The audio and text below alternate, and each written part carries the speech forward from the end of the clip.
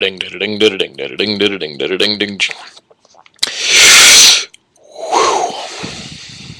Okay, so wie geht's? Hola.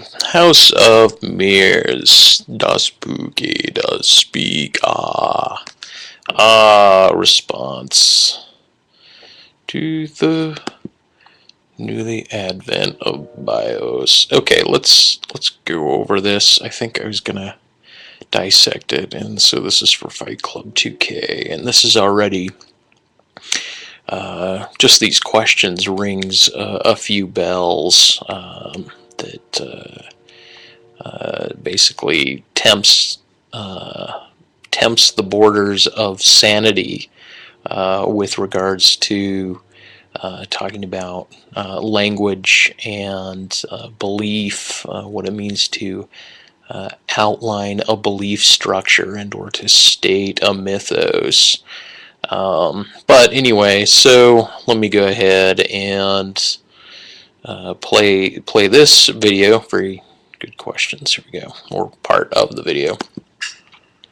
Hello to Spook. I have some questions regarding your disclosure project. The first would be, in the context of the impossibility of non-communication for the living, do you think that if you did not directly disclose or communicate your mythos, that the world would respond? The answer is yes.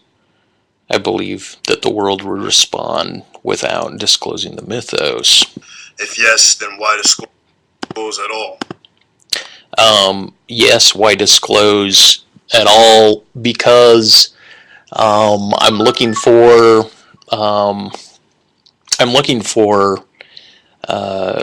non-unhuman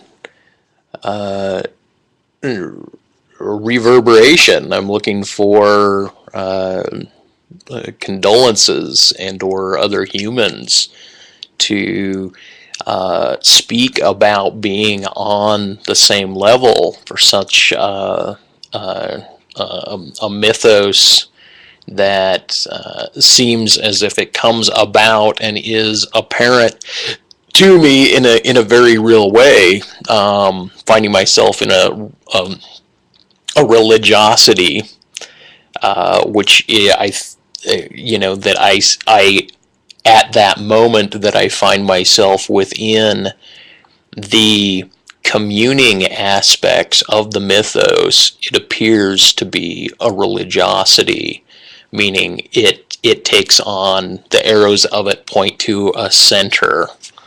And so I could dissect what it is you're saying from the beginning again. Hello to Spook. I have some questions regarding your disclosure project. The first would be, in the context of the impossibility of non-communication for the living. In the context of non-communication of humans, the impossibility to speak about what it means to communicate in a type of interactive, animated, cause and effect, a movement and a response. If that's what we're going to call communication, then that's entirely different than communing, to group together in commune, to come from a communist background. So the communing and then finding like or sympathetic communers, those who group together, as soon as there's an outline put on it, that's what I mean between the mythos and the religiosity. The communing as benign word transfer with other common language speakers, or communing through interaction with chemicals, so forth, that's fine. But when one is gathering communication from and it's hard pressed to say communication, but communication from non-human processes, from other animals, from the clouds, from colors, from heat, or traces of humanity, like the sound of a train or reflection off of a building. These things play into communication as well.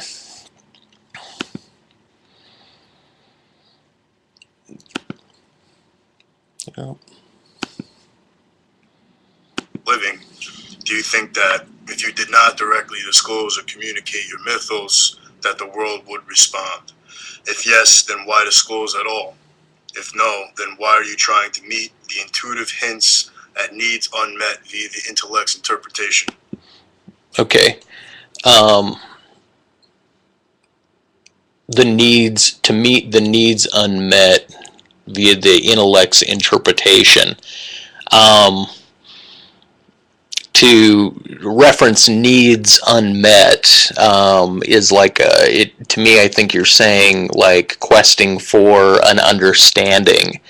If there's an understanding that I'm trying to achieve, and to say that that's a needs unmet based on the intuiting of the intellect, this is where I think that the events that happen coincidentally, or that I say, if a train goes by, the train might have a certain connotation to it, a certain subtext, and that subtext, if and when it is aligned with whatever my other event is that is happening at that point, I solidify a type of meaning, and I'll call it a fuzzy meaning. It's the difference between hard dice made out of plastic with pointed corners and fuzzy dice, still having corners but not very hard. And so it's kind of like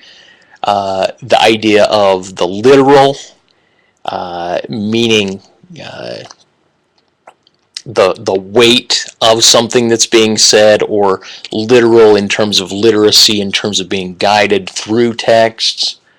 But to cast a light, to make light of, to grant a perspective of something, is to be able to obtain it. So there's a scattering process that I would say is the intuiting, right? Because I'm answering the yes and the no to your question. But at some point, if needs unmet means a quest for understanding, then there needs to be, or not needs to be, then there needs to be, or I like to import the idea of finding a pattern throughout chaos. Are you a clown, or do you clown around to maintain your clown's clowning? Well, that's kind of that's kind of implicating that I'm a clown in either case. Am I a clown, or do I clown around to maintain my clown? It's like to state, look, I am a painter. It might be it might not be indistinguishable from saying that I'm a man who paints. When one is what one's occupation, how one's occupation is performed, when one identifies with what one does, that is different than separating the is from what one does. But to speak about meaning, and then to speak about use of meaning, application of that. Am I a clown? Yeah, I mean, I don't know. I spent plenty of time learning to be a clown. A clown, as opposed to a jester, it's like the commoner's jester. but it's not considered necessarily noble. And so let's continue. Am I a clown?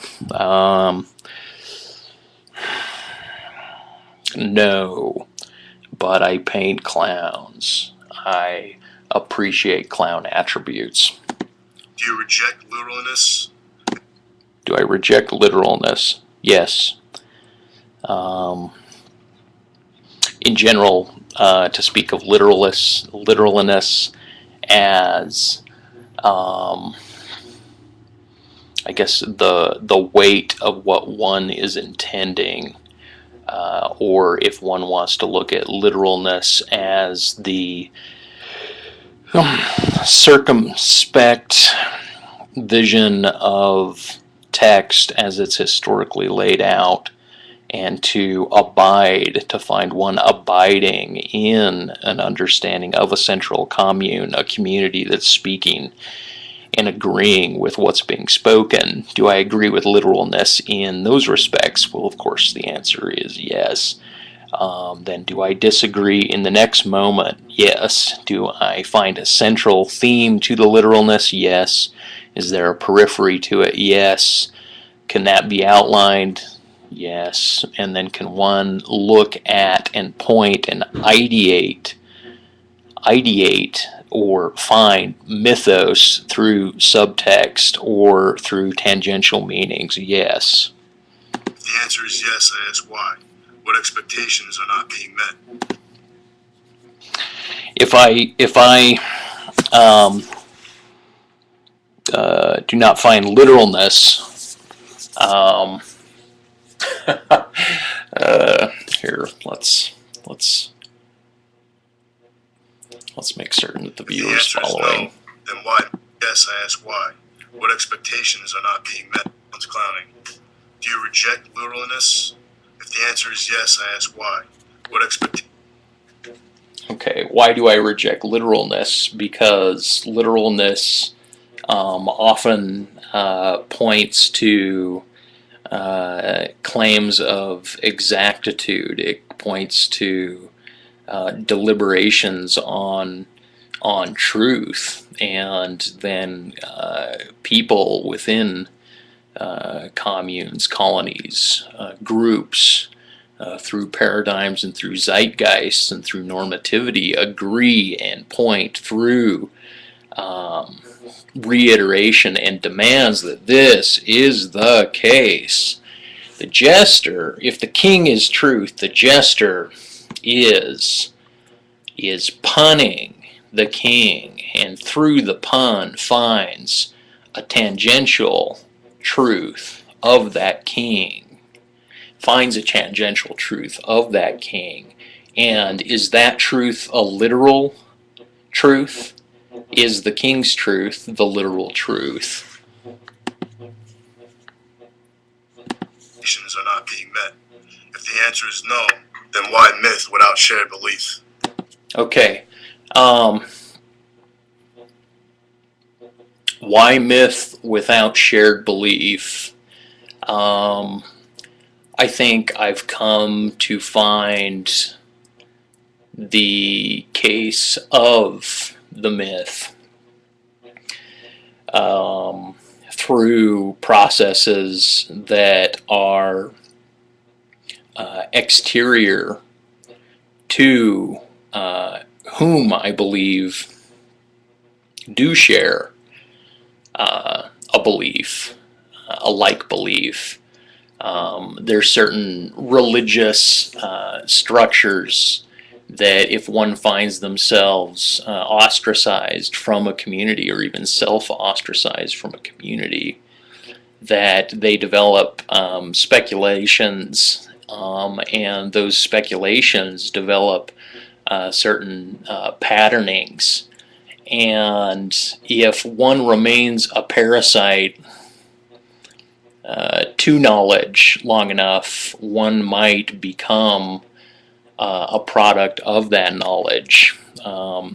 When the student finds that they are not following anybody's lead any longer, and that they become the author, the new authority. They become, as opposed to the one following, they become the author. They become the center of the knowledge claim. This is where the parasite has parasites of its own, finds that it has parasites of its own. It's where the youth graduate to adulthood. And that becomes important to what you bring up here in just a moment. You can choose to answer these questions as a true disclosure or as a courageous jester. Okay, well, courageous jester. This is Rodney. Thanks for clicking on my video. He's gunslingin Rodney. He's the hermit clown that's shooting back at you. He's a clown. The colors are bright. They're not necessarily nuanced. The skin is bright. It's to maintain a certain instead of nuancing the color, one makes it very direct and very bright and very primitive, or ravaged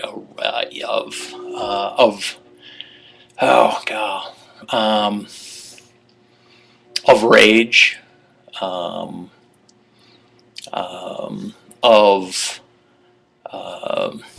what one makes it brutal. The color becomes brutal. It's motley color. It's fauve. It's wild. The color maintains a wild aspect. I painted in acrylic because acrylic has rougher edges. It has brighter reflection. It's not as mixable as oil. Its dry time is much faster, so the blending on the medium is less. Or you may choose not to, as a cowardly clown. Either way, your literal response or lack thereof will generate meaning for me and for others. Okay, my literal response. Now, once again, literal as in light. I mean, the word literal, it was hijacked in certain senses to mean an emphasis, in another sense to mean an exactitude. I think the etymology you'd find would go back to lit, or a portion of it to lit, or to cast light upon. Does not correspond with the regular term literal, but I am in fact giving you a response. So let's see. Nature does not honor that which does not sacrifice. Only teen pop culture does. Okay, so nature does not honor that which does not sacrifice. Teen pop culture does. One will move through life with a certain degree of sacrifice. Some other cultures may have a greater degree, or individuals will have a greater or lesser degree of sacrifice. And it's time to go. But yeah, there's something juvenile. There's something of coming out of one's juvenile time. I gotta go. Company, family, such.